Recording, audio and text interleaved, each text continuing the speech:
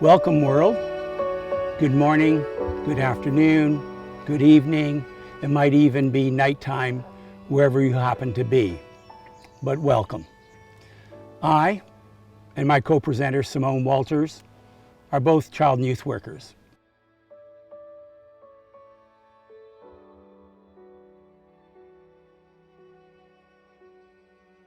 By way of structure, we have 10 chapters, 5 each, that are interspersed between each other. So we'll go back and forth. By way of frameworks, I want you to think of 3 things. First of all, think of narratives and storytelling, because that's what the two of us are doing. We're telling stories in our own unique but interwoven narratives. So think about how you think, how you feel, and what you do. Hopefully we will touch on each one of those as we go through our various narratives. At the end, hopefully you'll be able to do more, do better, do as you always did, but be affirmed in what you do. Over the last 20 years, I was a professor at the Child and Youth Work program at George Brown College.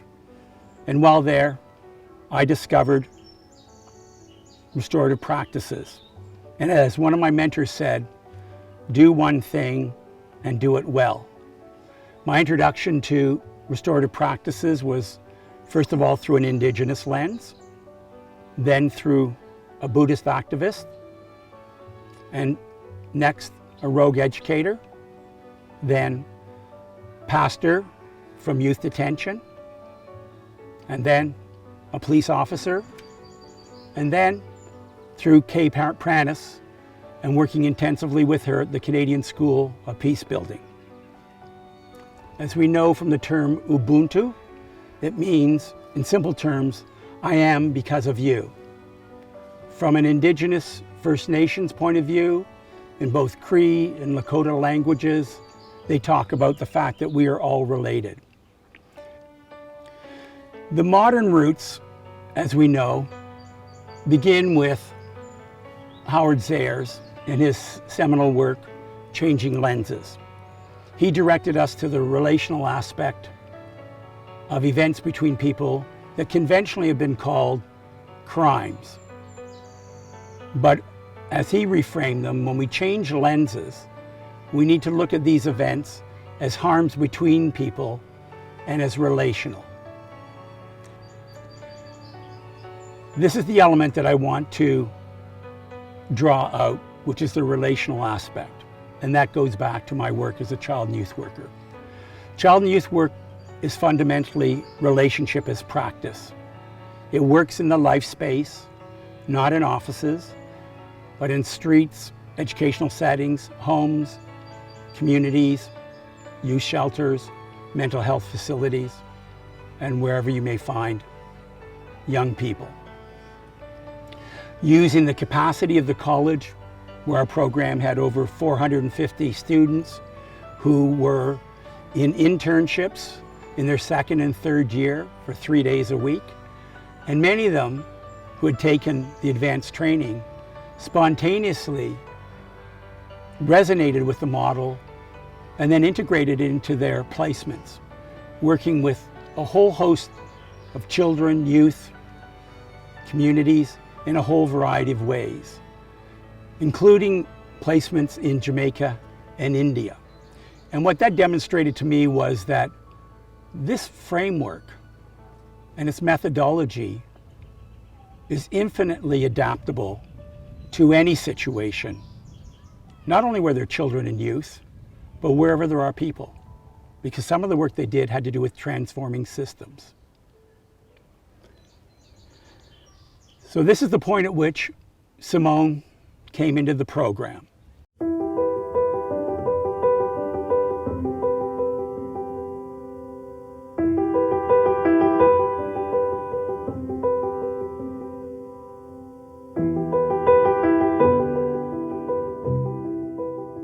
Hi everyone, my name is Simone Walters.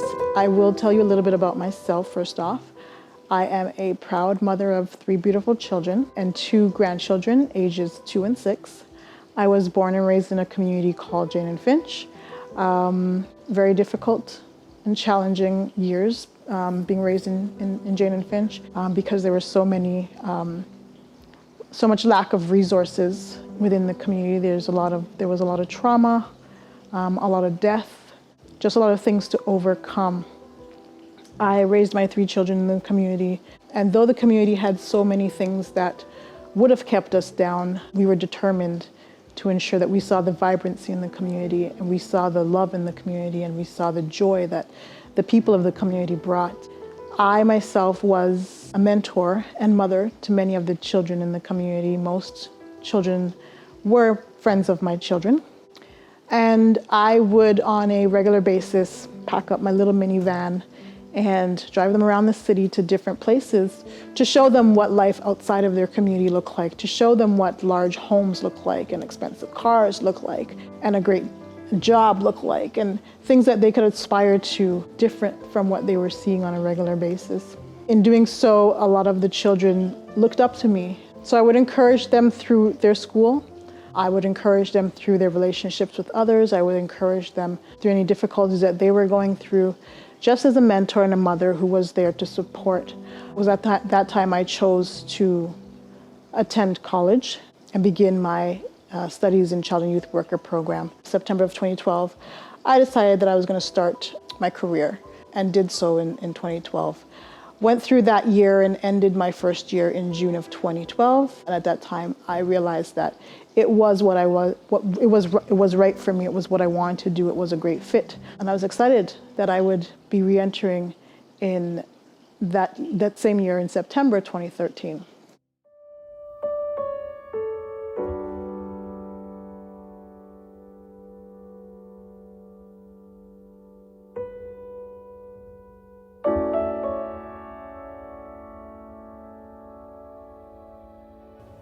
I think anyone who has worked with children and youth know that many of them are suffering the effects of trauma.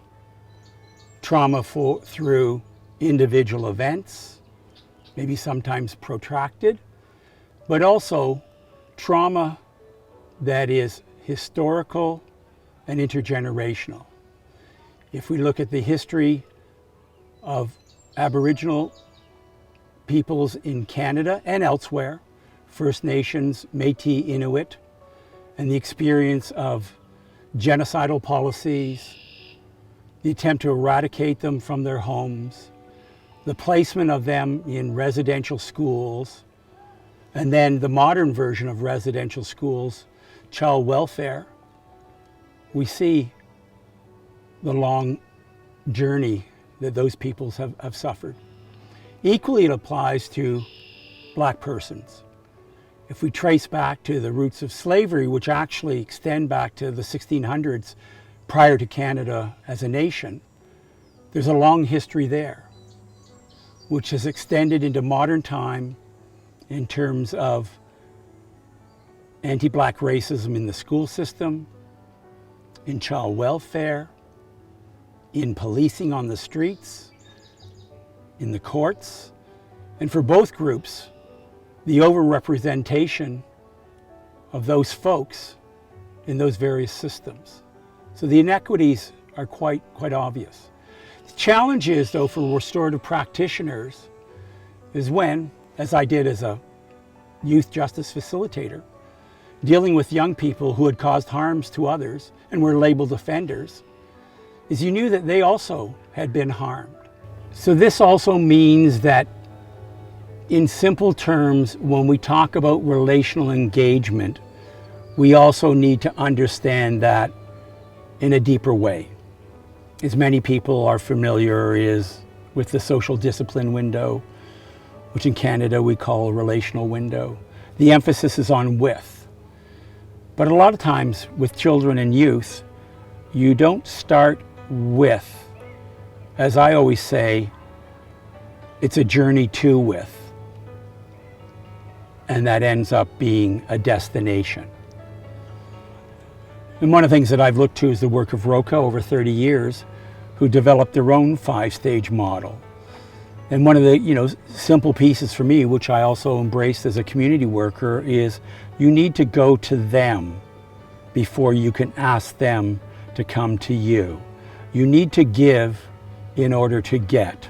If they're struggling with basics of life and simply trying to survive, asking them to engage in something that's higher order, like taking responsibility and being empathetic to people that they've harmed, or being willing to speak out about their harms, that typically won't happen.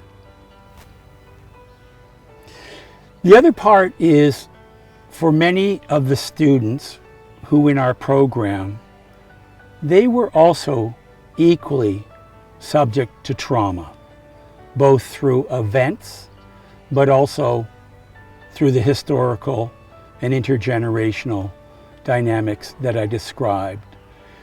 So I think that presents a unique experience for them to give voice to their own lived experience and center their voice as a part of their own understanding and capacity to engage with others. An interesting feature was that many of the students in the program had also experienced all of the traumas that I've described, whether it was violence from the streets as a witness, or in terms of a close family member, and also in terms of the intergenerational and historical harms that I've talked about. So that allowed them to bring a unique perspective to their work, to be able to really understand from their own lived experience how important voice was. Their voice through restorative practices, but their voice in offering it to those who typically have been silenced and erased. Now we're going to go to Simone, and she's going to talk about her own very personal, very real experiences with trauma and that part of her journey.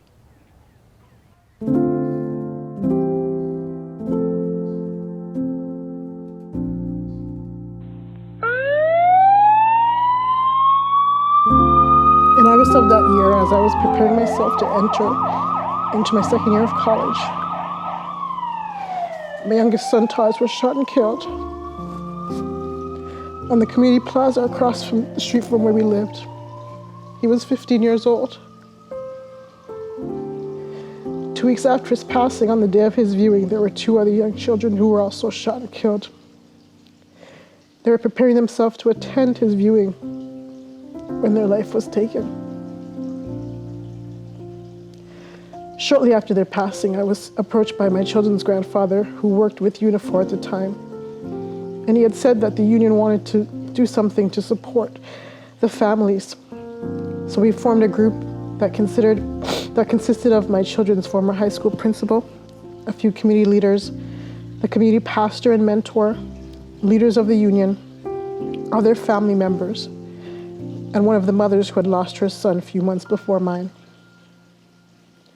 We held a fundraiser in memory of Taj and spoke at the union's annual meeting, where I was able to share my story with others about the tragedy that the community was going through. Between both events, we raised over $10,000 towards a contribution in giving back to our community of Jane and Finch. With that, we created a mural in honor of 12 youth who had died within 10 years of that time, all due to gun violence. It was amazing to honor their lives in such a way, and we were proud to be able to contribute to their families in a way that brought some closure. But it still didn't seem enough. When my son was killed, I heard that the person who had killed him was also a young person, and immediately my heart went out to him. I wanted to figure out why. I wanted to understand what he was going through as a young person. I wanted to hear about what led him to take the life of another young person,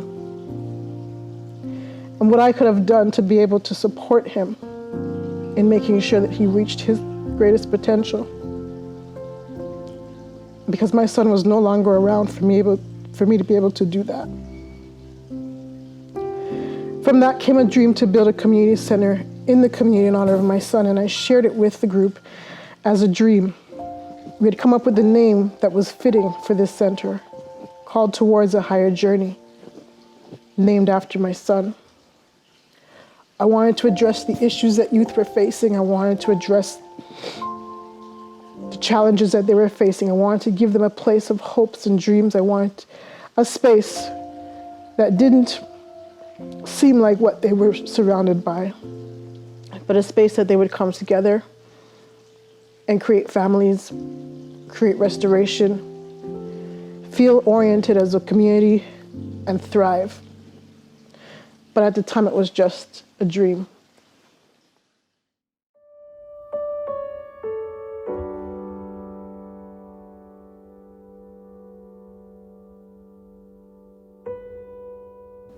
Chapter 3, In Search of an Ecosystem. For many years at the college, and based on my work as a community developer and a builder of projects and initiatives, I knew that stable, sustainable infrastructure could offer so much to single initiatives.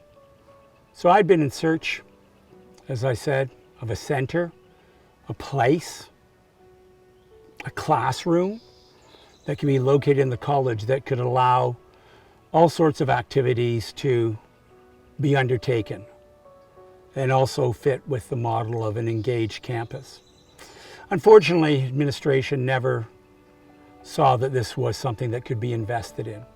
Until 2014, I was approached by one of my colleagues, Zubi Saluji, to ask, did I want to bring the restorative component into the second year of the Social Innovation Hub? Social Innovation Hub was an alternative placement. It's an early stage incubator, like a greenhouse. It's a connector for the generation of ideas, projects, and social enterprises. It's for social entrepreneurs, innovators, and those that are focused on economic and social justice. It creates a sustainable ecosystem, and it develops entrepreneurial habits of mind, skills, and abilities, such as the ability to engage in design work, using empathy maps, appreciative inquiry, using a social lean canvas, prototyping, iteration, implementation, all those things that allow individuals to take their ideas, to take their passion, and turn it into an actual product or a purpose. In some cases, some people actually created social enterprises. That was a smaller group, but nonetheless, the products, the workshops, the innovations were quite astounding. And this is where actually Simone came in with her interest in the hub to develop a community center based on restorative practices and peacemaking principles. The Social Innovation Hub also came from the orientation of myself, Zubi Saluji, whose social location includes being considered Indian from South Africa during the apartheid times, and as a Muslim and woman in Canada, and Natalie Wood, who is variously described as an outlaw poet, Trinidadian, person of color, queer, and also she plays the ukulele. But all of us had collectively had various and similar experiences working in community at a grassroots level. So that certainly infused the overall framework of the Innovation Hub. It also built on our own understanding of those thinkers like Paulo Freire, Ivan Illich, Bell Hooks, all of those who focus on praxis as transformational. As we know, critical pedagogy is a way of thinking about negotiating and transforming the relationships among classroom, teacher, objects of knowledge, so that they become tools in the hands of those most effective. It's very much a generative process rather than what's considered the banking model. What you'll see, though, is that our framework independently very much fits with the description that Lindsay Pointer, Kathleen McGoy, and Haley Farrar have described in their second chapter on their little book of restorative activities, talking about restorative pedagogy. I think that's quite significant that, once again, different narratives lead to the same place. So I would say from a restorative pedagogy model, what were some of the important elements is that this model of pedagogy worked with students. It saw their personhood, their social location as central to the process. It centered their voice and experiences.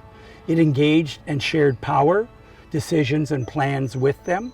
It partnered and journeyed with them. It worked with high expectations, assuming and aiming for success, but even having failure as a form of success that could propel people forward and as an opportunity for learning. And that the events were generative. They would continue to ripple out in ways that were hoped for, but oftentimes in ways that were unplanned. So that is what I would call a restorative pedagogy. It is one that uses the principles as the pedagogical foundations and also teaches the content at the same time. Simone now is going to talk about her experiences in the Innovation Hub and what she brought to it and what she took away from it at the same time.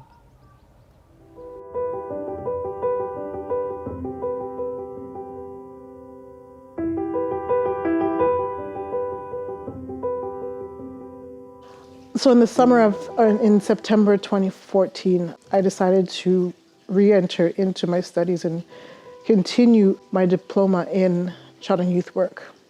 At that time, I was approached by Zubi Saluji, who was a professor in my program, and she had asked if I wanted to be a part of a alternative placement that would allow me to work on a project that addressed social issues.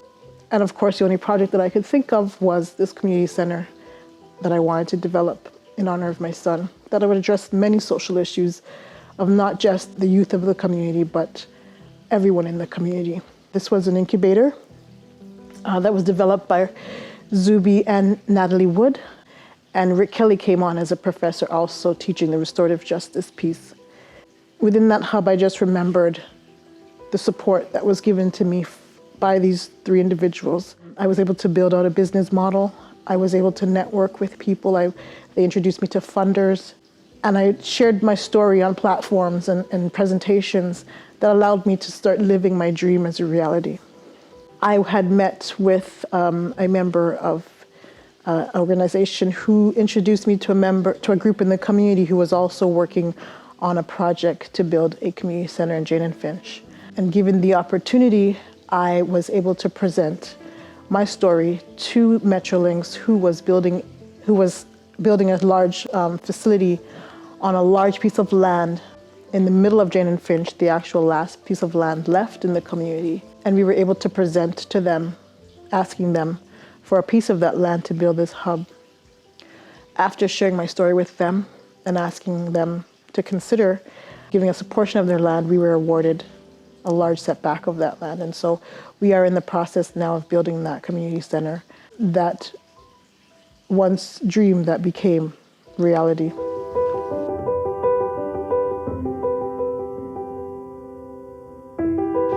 This community center was not for me, though it was a dream that I had to do it in honor of my son. It was a dream that my son would have a monument created in his name, but this community center was for the community.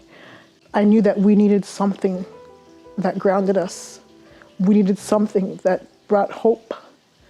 We needed something that we could look to create what many of us had lost many years ago, which was a place of home ownership, a place of belonging, a place of community, a place of trust. All of these things were what I was looking at when I thought we needed a space where we could create all of that. Many of these young people were coming from homes where there was a lot of neglect, whether intentional or non-intentional, parents who had to go off to work and had to leave their children home alone, young people who were getting involved in things that young people should not have to get involved in, giving themselves a false sense of family, false sense of hope, things that allowed them to end up killing one another or being imprisoned, whether physically or in their minds. And so this community center was beyond just me and my son. This community center was for the community. I think there is hope alive in many of us, but I also think that there's hope deferred in many of us. I believe that there's a light that glimmers in all of us that wants to see this community rise above the years of trauma, the years of death, the years of neglect, the years of oversight that not only the government, but others failed to see. We are people who want to thrive. We are people who want to overcome. We are people who want to, do better for ourselves and for our family. But because of the lack of resources, we don't see where that's possible.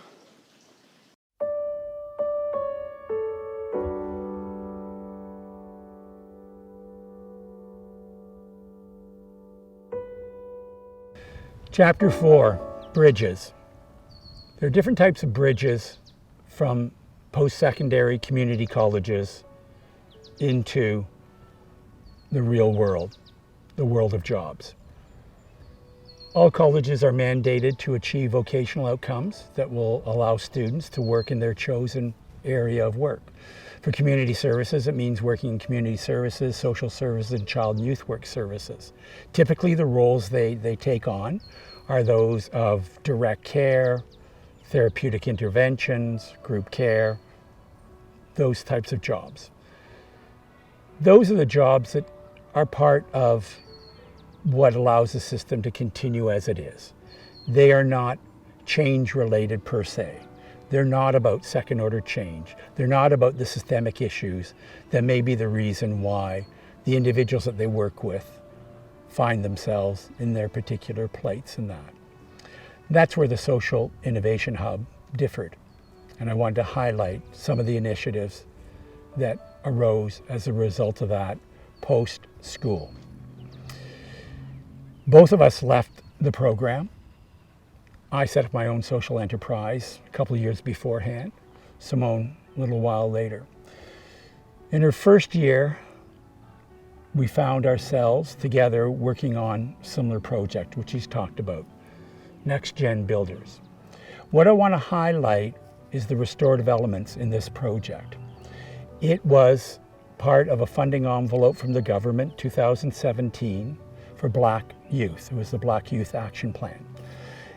The model that we developed was called Next Gen Builders, and it was a mentoring program to create pathways for Black youth into the trades. What was restorative about it were the program components, which I wrote. They had to do with relational engagement, which started at the beginning of the interview process, where Black youth were interviewed to become mentees into apprenticeship roles, and also mentors were interviewed to take on their role, as well as being journeymen in the trades, to assist these young individuals taking on both their trade-related roles and training, but also to deal with the anti-Black racism in their particular trades. So it was relational. The mentoring program was relational. We also offered circles as the primary way of and vehicle for delivering the educational program that addressed the requirements of apprenticeship, on the job requirements, but also how to deal with anti-Black racism on the job site, and how to use restorative conversations to address harms that may happen to you. So those are the elements that were very much restorative in this program. The important thing to highlight is that while restorative, the praxis was used in a very different way, in a very different context, to demonstrably address anti-Black racism. At the same time, it was a process and an initiative to address economic injustice. And that's where restorative justice and restorative practices, I believe, creates a pathway towards economic and social justice. The other projects that I've been involved in are similar but different. They deal with anti-Black racism. In one case, it's a school board with a large department of youth workers, over 100 plus, who on their own have sought me out to help them ground their practice in restorative practices, but with an anti-oppression lens. This is initiated by this program in the leadership.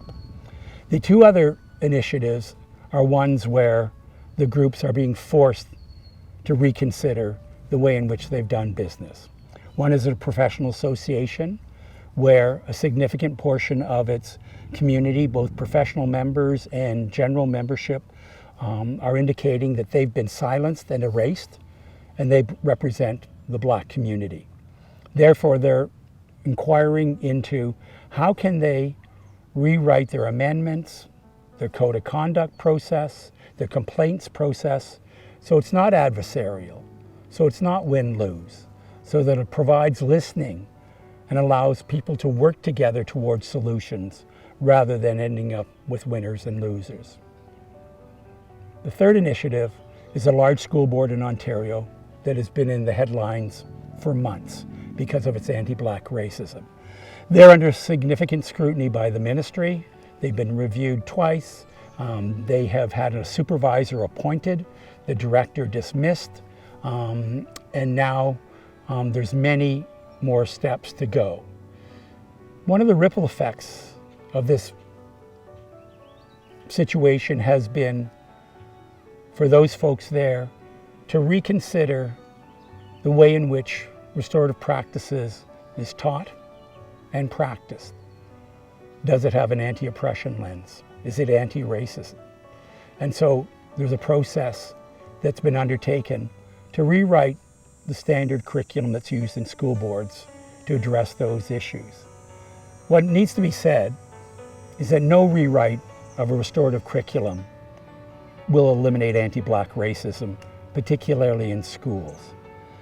That has to be a comprehensive strategy that involves the leadership, that involves inclusive design, that involves a different type of curriculum that's culturally relevant and empowering, that also sees representation in the classroom for students of persons that represent their own social identity, that student voice is heard, that the parent and the community voice is heard, and that together, as a composite, and with restorative practices rewritten, it can align with the issues that lead to a fundamental reconstruction of the way in which that particular educational board conducts its business.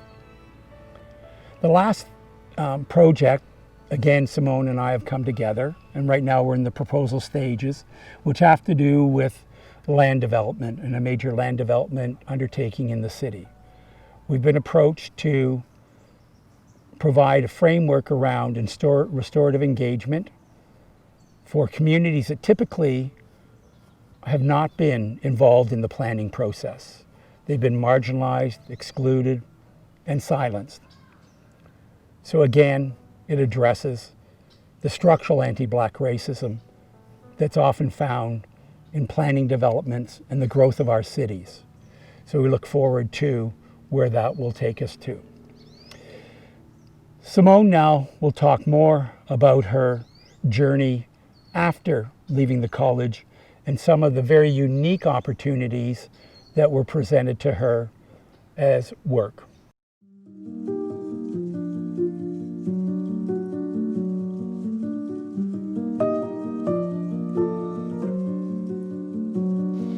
So during the last year of my child and youth worker program, I continued to work on this community hub, and I was given the opportunity to enter into another placement with Skills for Change, where I met Rosemary Powell. And she supported me in the development of this project. And as I was graduating from my program, Rosemary was also moving on to another position with the Toronto Community Benefits Network. And of course, it only made sense that I transitioned with her into that position and started to volunteer for the organization. Toronto Community Benefits Network focuses on negotiating for jobs and opportunities for historically disadvantaged groups and doing so on large infrastructure projects. So the project that was happening at the time was the Eglinton LRT, as well as the Finch LRT. And so I became a part of the organization, along with Rosie, to ensure that the community in Jane and Finch, where the Finch LRT was being built, was going to receive jobs and opportunities and other social supports as this LRT was being built. I started to work with her for a little while until I had the opportunity to move on to work with the Osgoode Hall Law School and the Duke Heights BIA.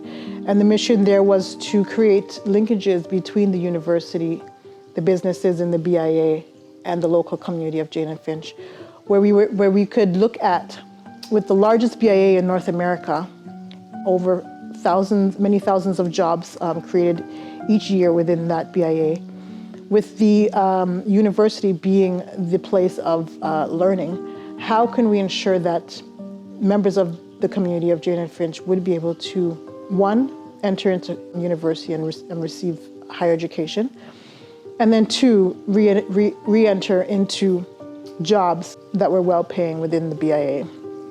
And so I did that for a little while, for a year to be exact, until the opportunity came up where I was then again presented with working with the Toronto Community Benefits Network as a project manager for a Black youth mentorship project.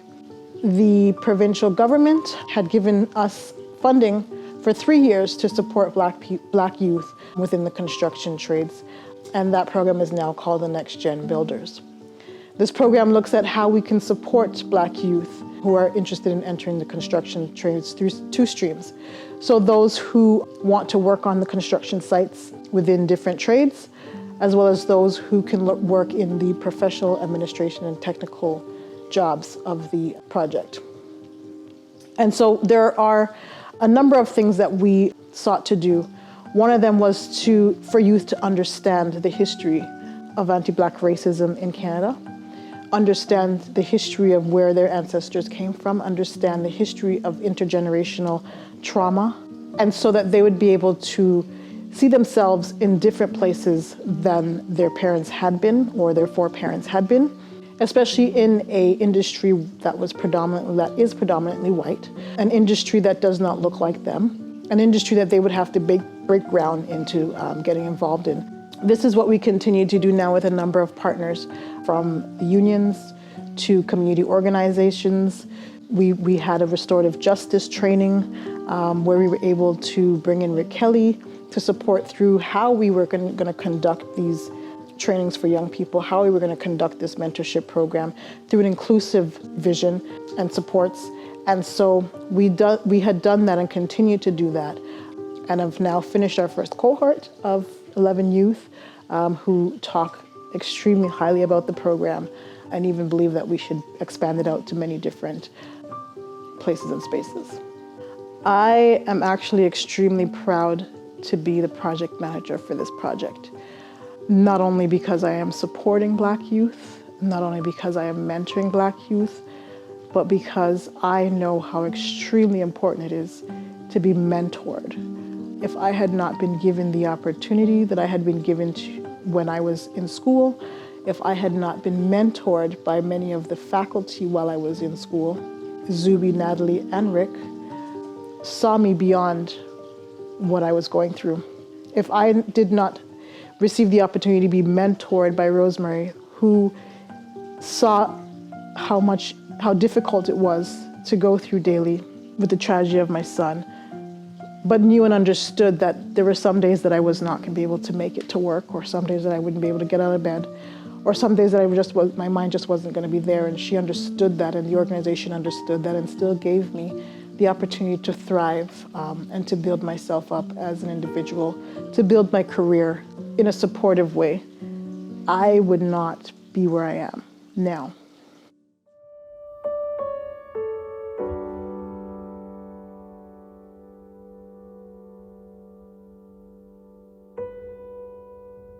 Chapter 5, It's Not Over Yet. The restorative endeavor ripples out, as I've said before, and those ripples encounter other ripples. In some cases, what we're living through is a tsunami by way of COVID and also the surfacing of some of the ugly forms of racism we're witnessing in the US and here in Canada. So, by way of thoughts, one is I think we need to employ a mindset of a continuum that begins with trauma, works to disrupt the effects of trauma and the systemic elements, repairs and reclaims individuals so they are able to restore themselves and their relationships and move towards transformation of both themselves and the systems. Also, I think that we need to use different frames around our thinking. We need a different oncology, a different epistemology, a different ethics, and a different ecology. We also need to unshackle from the justice language that overshadows restorative work. It doesn't mean to eliminate it, but to broaden our lens and not just to think about working in the harm and hurt space. We also do need to change lenses, but the lenses we need to change are not the ones that look simply outward, but also look inward. We need to surface our unconscious, conscious bias so that we can become authentic practitioners. And that's where we can begin to align the restorative work with anti-oppressive and anti-racist work. I would emphasize that restorative work is obviously about relationships, but those relationships are nested in communities. And the challenge for many systems is that's beyond their scope of practice.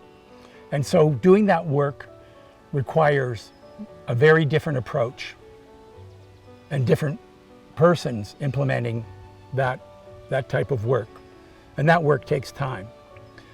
From a restorative perspective, I think the principles and values need to become everyday practice. And lastly, I would say, as has been said by others, we are at an inflection point. The dual forces of COVIDism and the racism that's been shown to be in its most evil forms in the States, but also in Canada, makes us all witnesses. The question becomes, what will we do with that witnessing? We certainly need to be compassionate and we need to listen, but at the same time, we need to be empowered and empower others. That is where I think we have the opportunity to not only repair the past, but repair the future and the futures for so many others. Simone is going to talk about her reflections of this almost 10-year journey and where it's taken her to. Thank you.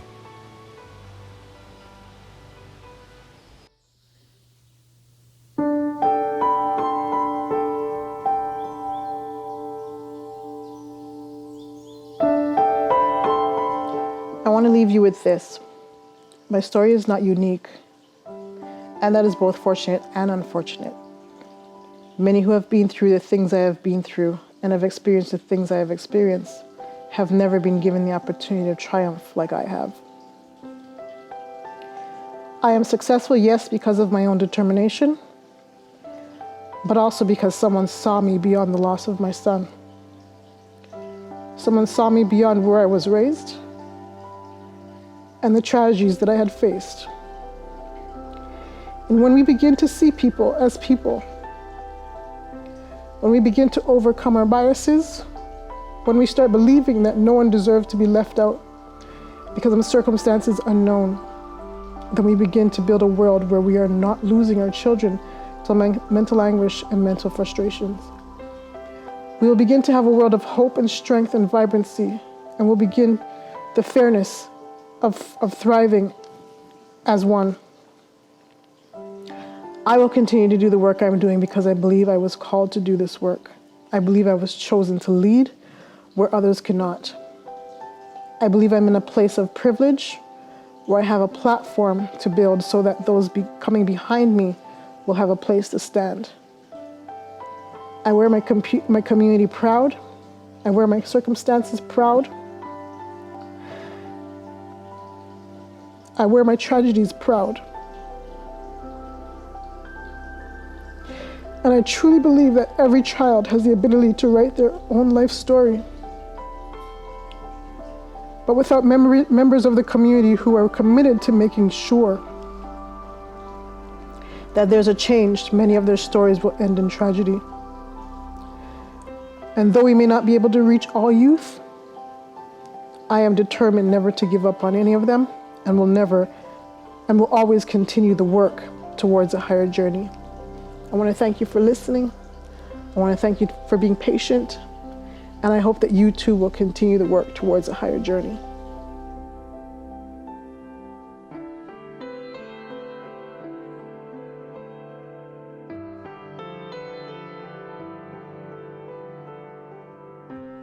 I am excited. I'm excited for where my life is right now.